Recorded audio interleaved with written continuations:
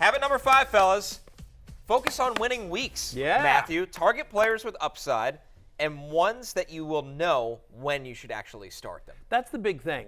I think people forget this, but fantasy football is not a season-long endeavor. It is a weekly contest that takes place over the course of a season, right? You know, a lot of times you see analysis, and we do this as well. You're like, well, he was wide receiver 16 last year, or you know, from week 8 on, he was the 3rd best running back in fantasy. The truth of the matter is that all you're trying to do is put together winning weeks. You're trying to just fantasy football, season-long fantasy football, specifically unless you're in a guillotine league, where in a guillotine league you're just trying not to finish last every week. But in a season-long head-to-head fantasy football league, you're literally just trying to beat whoever you're playing that week.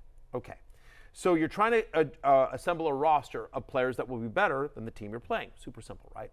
But the fact of the matter is that when you're on draft day, like you are not going to draft unless you get very lucky. You are not going to draft a team that you will be able to start every single week. There's going to be injuries. There's going to be buys. There's going to be people that disappoint. So as you look to your bench, you want guys that have huge upside. Like I used to call this the never James White rule. Right, in the standard size, right? So James White, for a number of years, was a running back with the Patriots, who was a nice pass-catching running back who was like kind of like 8 to 10 points every single week. Like, you know, he was like 4 for 40. Like that was a typical James White line. You know, 5 for 36, whatever it was, right? He would just catch a couple passes. So, which is fine. And every year he would finish as like running back 25 or 27, you know, that kind of, so he was fine. But there was literally no upside there.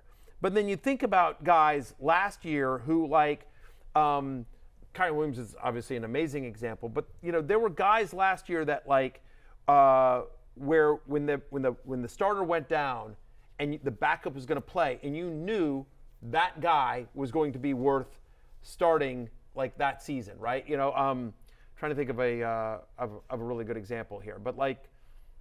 All right, well, he didn't perform great, but like when Aaron Jones goes out, okay, A.J. Dillon, right? And A.J. Dillon disappointed. But if ever there was a week to start A.J. Dillon, it's when, you know, Aaron Jones, Derek was out. Like Alexander Madison behind Dalvin Cook was a thing was for a always long for time. years. Yep. But Khalil Herbert's a great example, right? You know, because it was like very crowded backfield in Chicago. Honestly, the entire Bears backfield, right? Because like when Roschon Johnson and D'Onta Foreman were out, like you're like, okay, I'm starting Khalil Herbert, and he was great.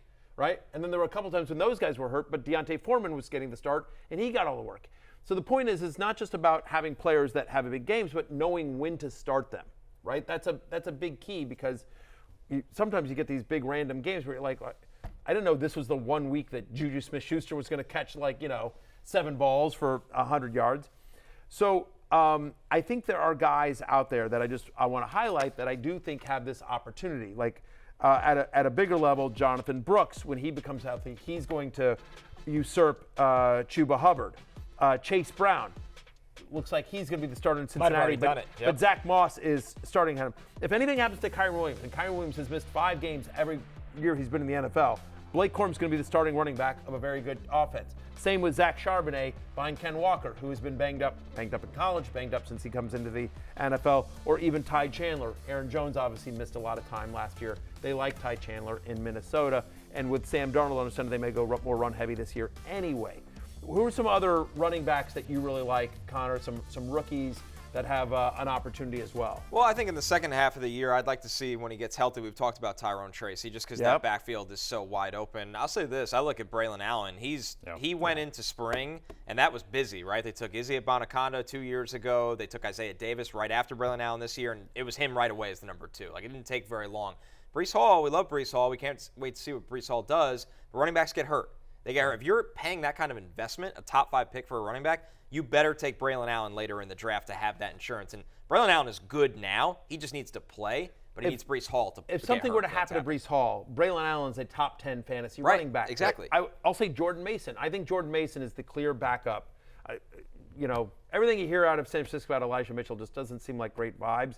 I feel like if anything were to happen to McCaffrey, it would be Jordan Mason, who has run very, very well. And like, again, we've known this when McCaffrey's missed out, like whoever's behind him for the Niners, like that's somebody. Ray Davis, I think he's going to have a role in Buffalo, And again, if something were to happen to James Cook, suddenly Ray Davis becomes really interesting. Tyler Algier as well. Always. Just because with Bijan, like the one thing we know about running backs, the more you touch the ball, the more opportunity you have to get hurt. Bijan is going to be among the league leaders in touches, which means that he just is an injury risk by the nature of playing at that position. And we know that Tyler Algier has been good and effective when he gets run. Generally speaking, backups usually are around, running backs, but there are some cases in terms of whether it's wide receivers or I think about Isaiah Likely. If anything happens to Mark Andrews, Isaiah Likely is a tight end 1 for the Ravens, and I think he's going to have a bigger role this year anyway. They really like him there in Baltimore. But my point is that when you're drafting, you just draft somebody that, like, they may only be good for 3 weeks, but those 3 weeks they can win you the week, as opposed to when you're drafting late, you want to draft for upside, not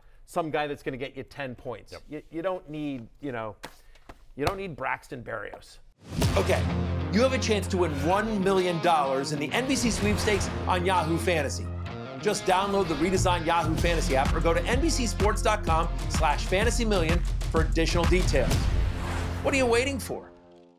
Hey, it's Matthew Berry from NBCSports.com and Rotoworld.com, and I want to thank you so much for watching whatever it is you just watched, or if nothing else, being too lazy to click out of the autoplay after this video started, after whatever it is you actually wanted to watch finished. But now that you're here, I'd like to take a moment here to ask you respectfully now, okay? I'm asking you respectfully to subscribe to the NFL on NBC YouTube channel. You'll get the latest Roto-World fantasy news headlines, all sorts of great shows, including my own Fantasy Football Happy Hour. So go subscribe now. Again, I'm asking respectfully.